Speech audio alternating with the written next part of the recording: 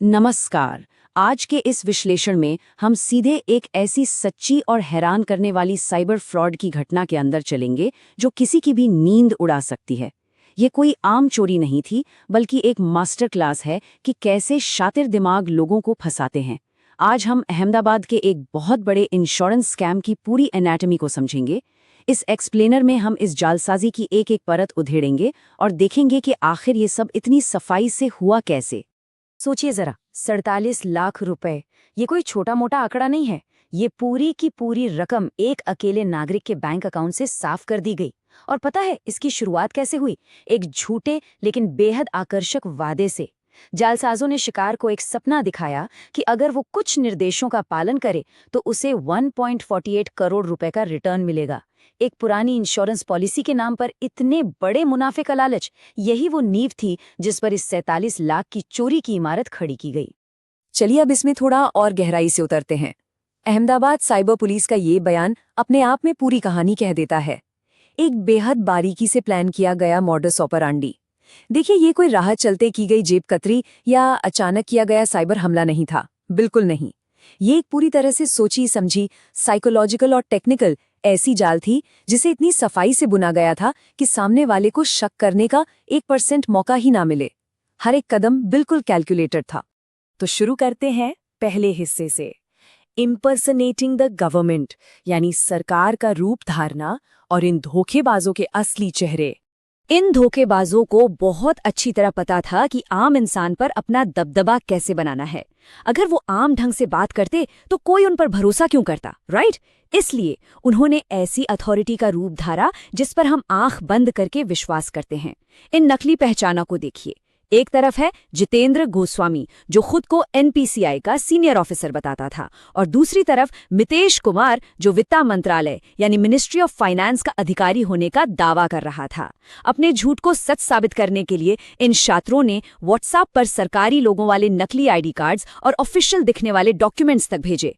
अब आप ही सोचिए, जब किसी के फोन पर भारी भरकम टेक्निकल शब्दों के साथ मिनिस्ट्री ऑफ फाइनेंस के लोगो वाला डॉक्यूमेंट आए तो शक की गुंजाइश तो वैसे ही खत्म हो जाती है ना।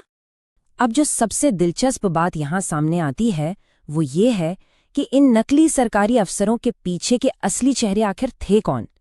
इनके असली नाम है सुमित कुमार कोली, जिसकी उम्र है 32 साल, और आशु अग्रवाल, जो 27 साल का है। ये कोई अफसर वफसर नहीं थे। सुमित कुमार दरअसल एक एक्स टेलीकॉलर है जिसे नोएडा के कॉल सेंटर्स का लंबा एक्सपीरियंस था।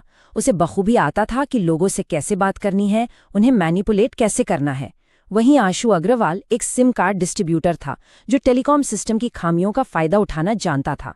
ये दोनों इस पूरे स्कैम को किसी प्रोफेशनल डार्क बिजनेस की तरह ऑपरेट कर रहे थे। अब आते हैं दूसरे हिस्से पर, हाईजैकिंग द बैंक अकाउंट।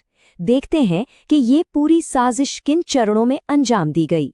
देखिए, ये लोग रातों रात पैसे नहीं चुराते थे। उन्होंने बहुत आहिस्ता आहिस्ता अपना जाल कसा। इस टाइमलाइन पर थोड़ा ध्यान दीजिए। पहला पॉइंट, शुरुआत होती है लाइफ इंश्योरेंस पॉलिसी के 10 लाख रुपए के पेआउट के एक झूठे वादे से। एक पुरानी और बंद हो चुकी पॉलिसी का जिक्र किया गया ताकि लालच बढ़े। दूसरा पॉइंट, जब लालच बढ़ गया तब शुरू हुई स्टैम्प ड्यूटी और जीएसटी के नाम पर प्रोसेसिंग फीस की डिमांड। अब आमतौर पर हमें लगता है कि सरकारी टैक्स भरना तो एक नॉर्मल प्रोसेस है, बस यही सोचकर पैसे दे दिए गए। और तीसरा पॉइंट, इन्हीं छोटे छोटे टैक्स भरने के बहाने कब पूरे 47 लाख रुपए अकाउंट से निकाल लिए गए, इसका शिकार को अंदाजा तक नहीं लग पाया। एक छोटे से वादे ने ऐसी आर्थिक तबाही मचा दी। और ये 3 कदम बहुत ही शानदार तरीके से दर्शाते हैं कि कैसे बैंक अकाउंट का पूरा कंट्रोल इन जालसाजों के हाथ में चला गया। एक के बाद एक ऐसे कदम उठवाए गए जिससे विक्टिम की अपने ही पैसों पर पकड़ छूटती गई। पहला कदम था प्रोसेसिंग फीस वसूलना। दूसरा कदम था नए आईसीआईसीआई और एचडीएफसी बैंक अकाउंट खुलवाना। और तीसरा कदम, जो कि सबसे खतरनाक था, उन्होंने एक नया सिम कार्ड खरीदने और उसे दिल्ली कुरियर करने को कहा। ये एक ऐसी फेटल एरर थी, एक ऐसी भूल जिसने कम्युनिकेशन का पूरा फिजिकल कंट्रोल सीधे इन अपराधियों की झोली में डाल दिया। इस सिम कंट्रोल के कॉन्सेप्ट को थोड़ा ध्यान से समझते हैं। इसका मतलब है किसी दूसरे के बैंक से लिंक्ड मोबाइल नंबर का फिजिकल पोजेशन अपने हाथ में ले लेना, ताकि बैंकिंग ट्रांजैक्शंस के ओटीपीज सीधे अपने डिवाइस पर आने लगें। अशु अग्रवाल ने अपने सिम डिस्ट्रीब्यूशन नेटवर्क का फायदा उठाकर ऐसे क्लीन सिम कार्ड्स बनवाए जो किसी और के नाम पर रजिस्टर्ड थे और इन्हें मार्केट रेट से 10 गुना ज्यादा कीमत पर सप्लाई किया। जैसे ही कुरियर किया हुआ वो सिम कार्ड इनके हाथ में पहुंचा, गेम ओवर। नए बैंक अकाउंट्स और पैसों से विक्टिम का पूरा संपर्क टूट गया और इन जालसाजों को सारे ट्रांजैक्शंस करने की खुली छूट मिल गई। चलिए अब बढ़ते हैं तीसरे हिस्से की तरफ, द साइबर टेकडाउन। देखते हैं इस सिंडिकेट को कैसे ट्रैक किया गया। लेकिन देखिए, हर जुर्म का आखिर में एक अंजाम तो होता ही है। इस कहानी में असली मोड़ तब आया जब कानून के लंबे हाथ इन टेक सेवी अपराधियों के गिरेबान तक पहुंचे। इस बेहद कॉम्प्लिकेटेड और अंतर्राज्य यानी इंटरस्टेट ऑपरेशन को सफलता से अंजाम देने का पूरा क्रेडिट जाता है Ahmedabad city cyber crime branch के इन अधिकारियों को, एसीपी एचएस मकड़िया और पीआई एमएच भितरिया। इनके नेतृत्व में पुलिस ने इस आधुनिक साइबर क्राइम की तहकीकात के लिए बिल्कुल आधुनिक तकनीकों का सहारा लिया और इन अपराधियों को धर दबोचा। तो सवाल ये है कि इन अधिकारियों ने आखिर इस टेक डाउन को अंजाम दिया कैसे? दरअसल उन्होंने किसी एक तरीके पर भरोसा नहीं किया। उन्होंने टेक्निकल सर्वेलियंस का इस्तेमाल किया जिससे डिजिटल फुटप्रिंट्स को बारीकी से ट्रैक किया जा सके। इसके साथ ही उन्होंने ह्यूमन इंटेलिजेंस यानी मुखबिरों और ग्राउंड लेवल की जानकारियों का सहारा भी लिया। इन दोनों के बेहतरीन कॉम्बिनेशन से पुलिस ने उनकी लोकेशन को गुजरात से ट्रैक करना शुरू किया और आखिर में उत्तर प्रदेश के गाजियाबाद जिले के मोदीनगर में इस पूरे सिंडिकेट के आखिरी ठिकाने को ढूंढ निकाला। एक लंबा इन्वेस्टिगेशन जो डिजिटल डेटा से शुरू होकर एक छुपी हुई हाइडआउट पर जाकर खत्म हुआ। अब आते हैं चौथे और सबसे जरूरी हिस्से पर, रेड फ्लैग्स एंड वार्निंग्स। ये पुलिस की ऑफिशियल एडवाइजरी है। इस केस की डिटेल्स जितनी हैरान करने वाली हैं उतनी ही बड़ी सीख भी देकर जाती हैं। अहमदाबाद साइबर क्राइम ब्रांच ने कुछ बेहद जरूरी चेतावनियां जारी की है जिन्हें ध्यान में रखना जरूरी है। कुछ ऐसे रेड फ्लैग्स हैं जिन्हें तुरंत पहचानना आना चाहिए। पुलिस कहती है कि असली सरकारी अफसर कभी भी ये 3 चीजें नहीं करेंगे। पहला, वो कभी भी टैक्स या फीस भरने के लिए किसी पर्सनल बैंक अकाउंट में पैसे ट्रांसफर करने को नहीं कहेंगे।